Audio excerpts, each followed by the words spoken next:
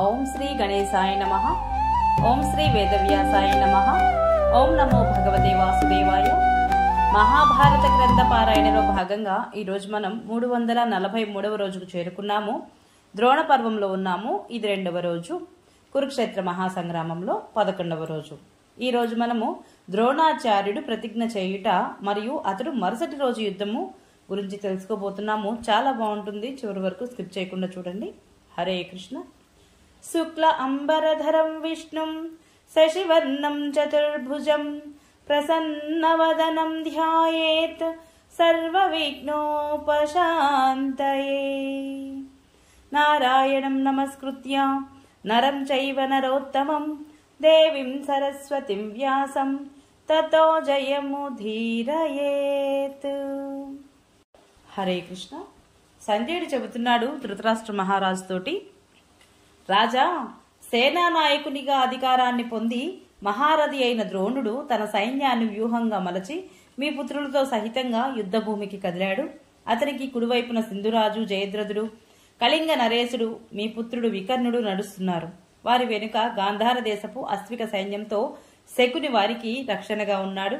ఇక ఎడమ వైపున కృపాచార్యుడు, కృతవర్మ, చిత్రసేనుడు, విభిశంతి, దుశ్శాసనుడు మొదలైన వీరులున్నారు. వారికి రక్షణ భారము సుదక్షిణుడు మొదలైన కాంబోజ వీరులపై పడింది. వారితో పాటే శక, యవన సేనలు కూడా నడుస్తున్నాయి. మద్ర, త్రిగర్త, అంబష్ట, మాలవ, సిబి, సూరసేన, శూద్ర, మలద, సౌవీర, కితవ దేశాల వారు, పూర్వ, పశ్చిమ, దక్షిణోత్తర దేశాల యోధులందరూ మీ పుత్రులతో కూడిన దుర్యోధనుడిని, కర్ణుడిని వెంబడించి నడిచారు.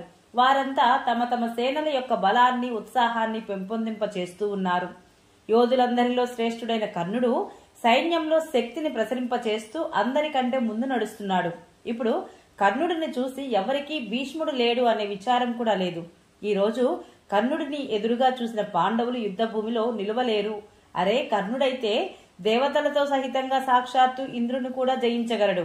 ఇక బలపరాక్రమాలు లేని ఈ పాండవుల సంగతేముంది? భీష్ముడు చాలా పరాక్రమవంతుడు అయితే కావచ్చు, కానీ అతడు పాండవులను రక్షిస్తూ ఉండేవాడు. ఇక ఇప్పుడు కర్ణుడు వారిని తన వాడి బాణాలతో చిత్తు చిత్తు చేస్తాడు అని అందరి నోట ఈ మాటలే వినపడుతున్నాయి సైన్యమంతా. రాజా, ఈ రీతిగా సైనికులందరూ కూడా కర్ణుడిని ప్రశంసిస్తూ మనసులోనే అతని పట్ల ఆదరం చూపుతూ నడుస్తున్నారు. యుద్ధ భూమిని చేరుకుని ఆచార్యుడు తన సేనను శకట వ్యూహంగా మలిచాడు. అటు ధర్మరాజు పాండవ సైన్యాన్ని క్రౌంచ వ్యూహంగా నిలిపాడు. ఆ వ్యూహానికి ముఖస్థానంలో పురుష శ్రేష్ఠుడైన కృష్ణార్జునులు నిల్చున్నారు. వారి రథంపై కపిధ్వజం ఎగురుతోంది. ఇటు మీ సేనా ముఖంలో కర్ణుడున్నాడు. కర్ణార్జునులు ఇద్దరు కూడా ఒకరిపై ఒకరు విజయం సాధించాలని ఉవ్వళ్ళీరుతూ ఉంటారు. ఇద్దరు ఒకరి ప్రాణాలు ఒకరు తీయగలిగిన వారే కాబట్టి ఇద్దరికి కూడా ఒకరిపై ఒకరికి గుర్రుగా ఉంది. అదే సమయంలో అకస్మాత్తుగా మహారథి ద్రోణుడు ముందుకు వచ్చి సమస్త సైన్యం ముందు మీ పుత్రునితోటి, రాజా, భీష్ముడి తరువాత నీవు నన్ను సేనాపతి పదవిలో ప్రతిష్ఠించావు కనుక దానికి తగిన ఫలాన్ని ఇవ్వాలనుకుంటున్నాను. చెప్పు, నీ కోసం ఏం చేయమంటావు? నీకేది కావాలో అది వరంగా అడుగు అన్నాడు. అప్పుడు దుర్యోధనుడు కర్ణ దుశ్శాసనుడితోటి సంప్రదించి ఆచార్యునితో, మీరు నాకు వరం ఇవ్వాలనుకుంటే మహారథి యుధిష్ఠిరుని ప్రాణాలతో పట్టుకొని నా వద్దకు తీసుకురండి అని అడిగాడు. ఇది విని ఆచార్యుడు, కుంతీనందనుడు యుధిష్ఠిరుడిని నీవు బంధించమనే కోరావు, అతనిని వధించమని వరం అడగలేదు. అందుకు అతడు ధన్యుడు. కాని దుర్యోధన, నీకు అతనిని చంపించాలనే కోరిక ఎందుకు లేదు? పాండవులను జయించాక తిరిగి యుధిష్ఠిరునికి రాజ్యాన్ని అప్పగించి నీ సౌహార్ద భావాన్ని చూపాలని అనుకోవడం లేదు కదా? ధర్మరాజు మీద నీకు చాలా స్నేహభావం ఉంది. అందుకు అతడు తప్పకుండా చాలా అదృష్టవంతుడు. అతని జన్మ సఫలము. అతడు అజాత శత్రుత్వం కూడా నిజమైనదే అన్నాడు. అప్పుడు రాజా, ఆచార్యుడు ఇలా అనగానే మీ పుత్రుని యొక్క హృదయంలో ఎప్పుడూ గూడు కట్టుకుని ఉండే భావం వెంటనే బయటపడిపోయింది. అతడు సంతృప్తిగా, ఆచార్యపాద, యుధిష్ఠిరుడిని చంపడం వలన మనకు విజయం చేకూరదు. ఎందుకంటే మనం అతనిని చంపినప్పటికీ మిగిలిన పాండవులు తప్పకుండా మనలను నాశనం చేస్తారు.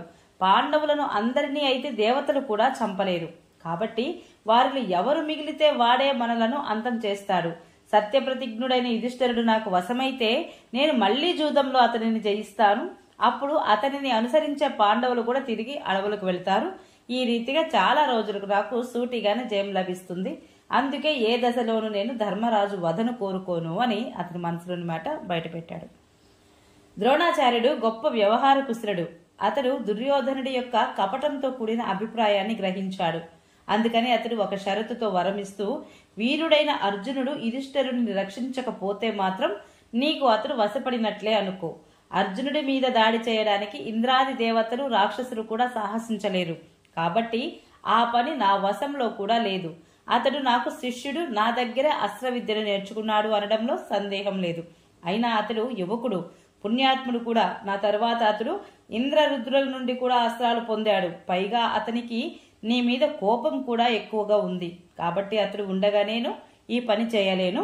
కనుక ఎలా వీలైతే అలాగే నీవు అతనిని యుద్ధ భూమి నుండి దూరంగా తీసుకుపోవాలి. అంతే. అర్జునుడు వెళ్ళాక అయితే ధర్మరాజు నీ చేతిలోని వాడే అనుకో. అర్జునుడు దూరంగా వెళ్లిపోయిన తరువాత ధర్మరాజు ఒక్క క్షణమైనా నా ఎదుట నిలబడగలిగితే నిస్సందేహంగా నేను అతనిని నీకు అప్పగిస్తాను అన్నాడు ద్రోణాచార్యుల వారు. ద్రోణాచార్యుడు ఇలా షరతుతో కూడినటువంటి ప్రతిజ్ఞ చేసినప్పటికీ మూర్ఖులైన నీ పుత్రులు మాత్రము యుధిష్ఠిరుడు బంధించబడ్డారనే భావించారు. ద్రోణాచార్యునికి పాండవులపై ప్రేమ ఉంటుందని దుర్యోధనుడికి తెలుసు. అందుకని అతని ప్రతిజ్ఞ స్థిరం చేయడానికి అతని ఆ సంగతిని సైన్యంలో పాండవులందరికీ చాటింపు వేయించాడు. ఆచార్యుడు యుధిష్ఠిరుని బంధించడానికి ప్రతిజ్ఞ చేశాడని వినగానే సైనికులందరూ సింహనాదాలు చేస్తూ తాళాలు మ్రోగించసాగారు. తనకు విశ్వాసపాత్రులైన గుప్తచరుల ద్వారా ద్రోణుని యొక్క ఈ ప్రతిజ్ఞా సమాచారాన్ని తెలుసుకున్న యుధిష్ఠిరుడు తన తమ్ముళ్లను ఇతర రాజులను కూడా పిలిపించాడు. అర్జునుడితో, పురుష సింహమా, ఆచార్యుడేమి చేయదలుచుకున్నాడో నీవు విన్నావా? అతని ఆలోచన సఫలం కాకుండా ఉండే నీతితో పని జరిపించు.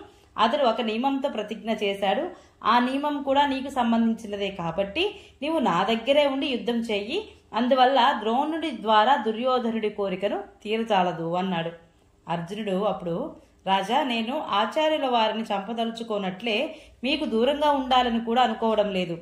అలా చేస్తే అయ్యో, యుద్ధ రంగంలో మీ ప్రాణాలను నేను నీళ్లు వదులుకున్నట్లే కదా. నక్షత్రాలతో పాటు మిన్ను విరిగి మీద పడినా కూడా, భూమి బద్దలైనా సరే నేను జీవించి ఉండగా సాక్షాత్తు ఇంద్రుడినే సహాయకుడిగా తెచ్చుకున్నా కూడా ఆచార్యుల వారు మిమ్మల్ని బంధించలేరు. కాబట్టి నా శరీరంలో ప్రాణాలు ఉన్నంత వరకు మీరు ఆచార్యునికి ఏమాత్రం భయపడక్కర్లేదు. ఈ ప్రతిజ్ఞను మీరను అని నిశ్చయంగా చెబుతున్నాను. నాకు గుర్తు ఉన్నంత వరకు నేను ఎప్పుడు అసత్యం ఆడలేదు, ఎప్పుడు పరాజయం పాలు కాలేదు, ఎప్పుడు ప్రతిజ్ఞ చేసి దానిని మీరలేదు అన్నాడు. మహారాజా, ఆపై పాండవుల శిబిరంలో శంఖ, భేరి, మృదంగాలు, నగారాలు మ్రోగసాగాయి. పాండవులు సింహనాదాలు చేశారు. వారి టంకార ధ్వనులు, తాళాలు, శబ్దాలు ఆకాశంలో ప్రతిధ్వనించసాగాయి. అది చూసి మీ సేనలో కూడా వాద్యాలు మ్రోగించారు. ఆ తర్వాత వ్యూహాకారంలో నిల్చున్న రెండు సైన్యాలు మెల్లమెల్లగా ముందుకు కదిలి పరస్పరము పోరాడసాగాయి. సృంజయ వీరులు ఆచార్యుడి సైన్యానికి నష్టం కలిగించాలని చాలా ప్రయత్నించారు. కానీ అతడు రక్షిస్తున్న కారణంగా అలా చేయలేకపోయారు. అలాగే దుర్యోధనుడి యొక్క వీరులు కూడా అర్జునుడి చేత సురక్షితమైన పాండవ సేనపై పట్టు సాధించలేకపోయారు. ద్రోణాచార్యుడు వేస్తున్న భయంకరమైన బాణాలు పాండవ సేనకు తాపం కలిగిస్తూ అన్ని వైపులా దూసుకుపోతున్నాయి.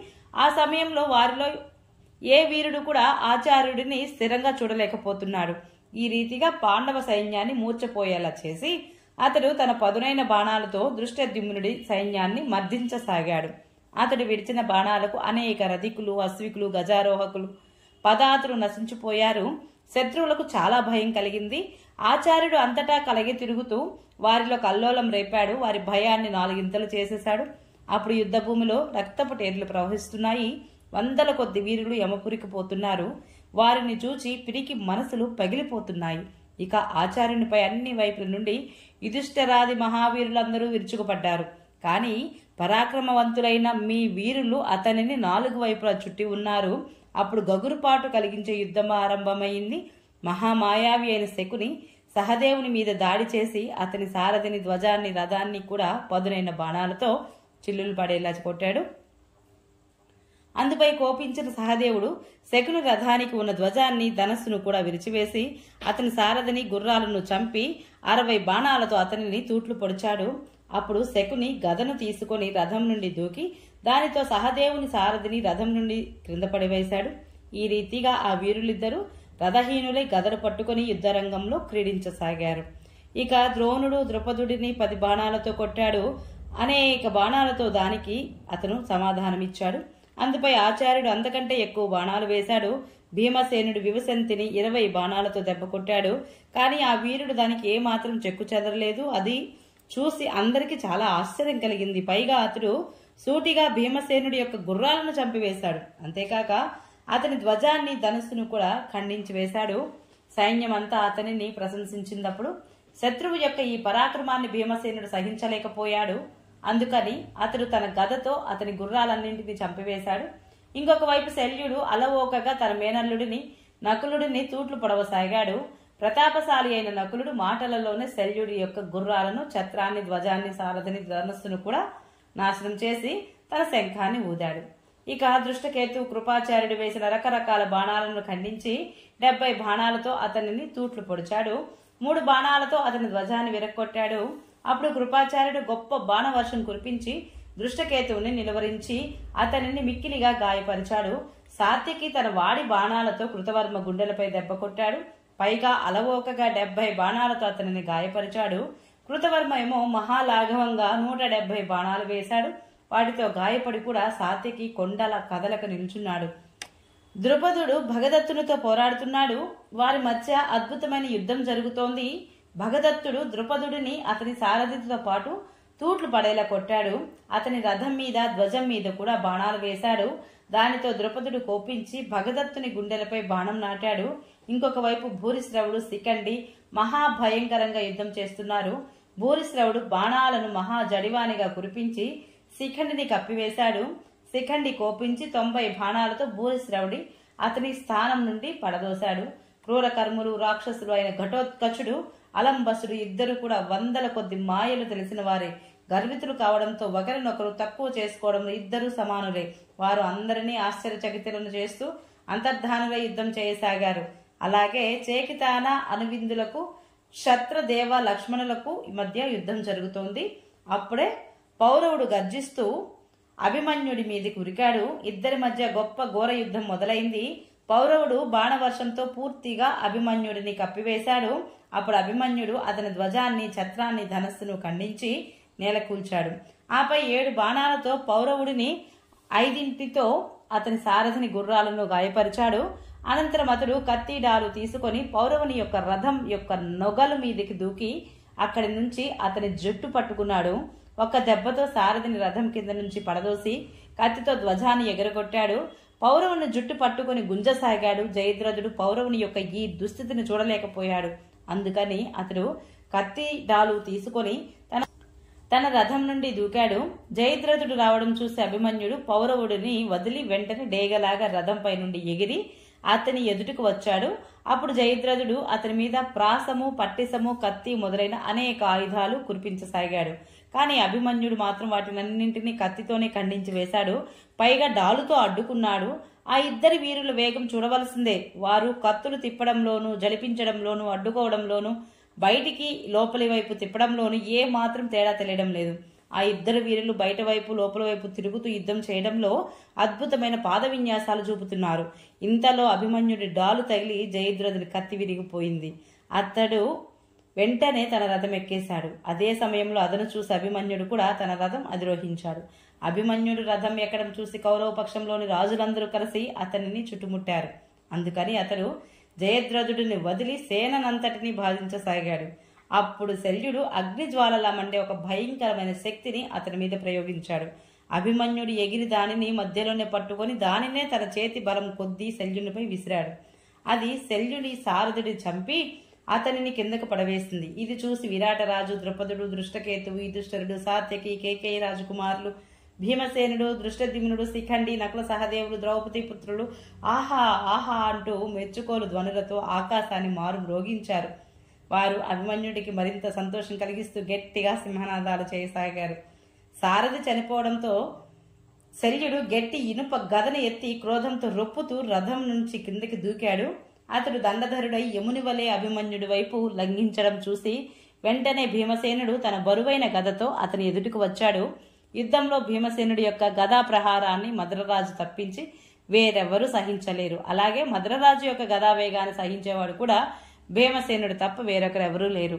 ఆ వీరులిద్దరూ గదలు తిప్పుతూ మండలాకారంగా తిరగసాగారు. ఇద్దరు సమానంగానే యుద్ధం చేస్తున్నారు. ఎవ్వరు కూడా ఎక్కువని తక్కువని అనిపించడం లేదు. చివరికి భీమసేనుడి ఆ ఘాతాలకు శల్యుని యొక్క భారీ గద ముక్కలు ముక్కలైపోయింది.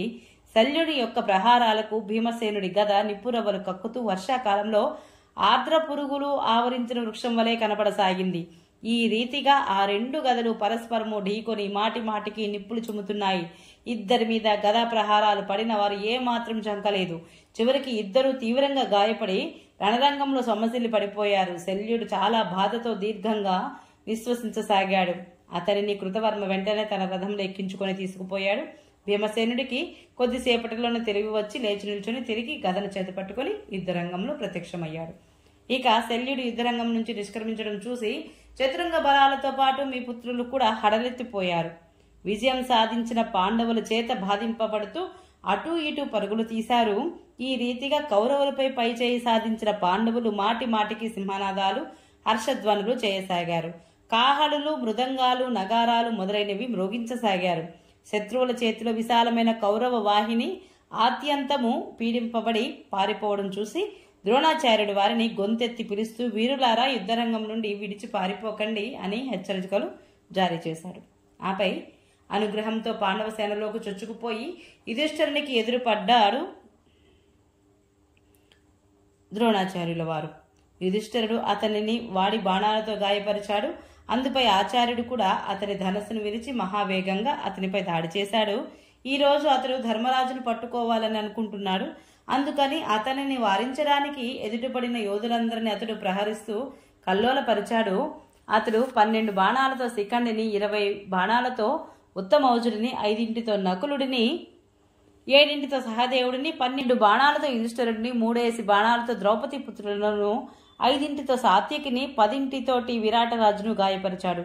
ఇంతలో యుగంధరుడు అతని గమనాన్ని అటకాయించాడు. అప్పుడు ఆచార్యుడు యుధిష్ఠిరుడిని ఇంకా గాయపరిచి ఒక బల్లెంతో యుగంధరుడి యొక్క రథం నుండి కిందిని పడగొట్టాడు. ఇంతలో ధర్మరాజును రక్షించడానికి విరాటరాజు, ద్రుపదుడు, కేకేయ మహారాజు, రాజకుమారులు, సాత్యకి, సిభి, వ్యాఘ్యదత్రుడు, సింహసేనుడు ఈ వీరులందరూ కూడా అనేక బాణాలను వర్షించి ఆచార్యుడి యొక్క మార్గాన్ని అడ్డగించారు.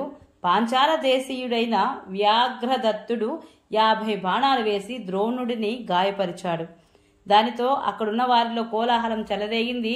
సింహసేనుడు కూడా ఆచార్యుడిని బాణాలతో తుట్లు పొడిచాడు. పైగా ఆ మహావీరులందరినీ భయభ్రాంతులను చేస్తూ హర్షంతో అట్టహాసం చేశాడు.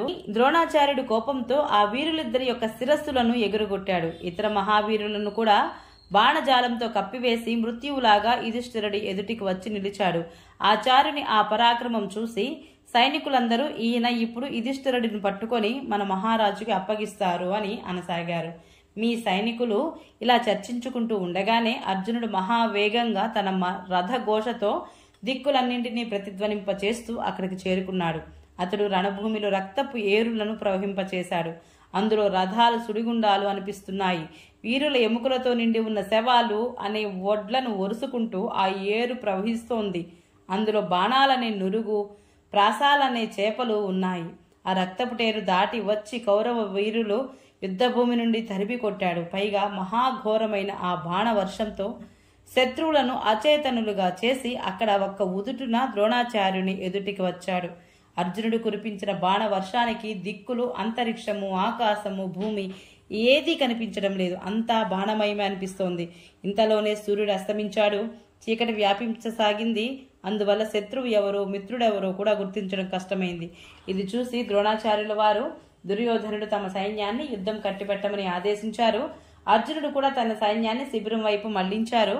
ఇదే రీతిగా శత్రువులకు ఒళ్ళు పులిసిపోయేలా చేసి అతడు శ్రీకృష్ణుడితో పాటు సమస్త సైన్యం వెనుక ఆనందంగా తన శిబిరం వైపు వెళ్ళాడు. ఆ సమయంలో సృంజయ వీరులు అతనిని ఋషులు సూర్యుడిని స్తుతించినట్లుగా స్తోత్రం చేయసాగారు. ఓం నమో భగవతే వాసుదేవాయ. ఈరోజు పారాయణ ఇంతటితో సమాప్తం. రేపు అర్జునుడు సంసప్తకులతో యుద్ధం చేయటం గురించి తెలుసుకుందాము. ఈ వీడియో మీకు నచ్చినట్లయితే please subscribe my channel, like, share, comment please. Thank you.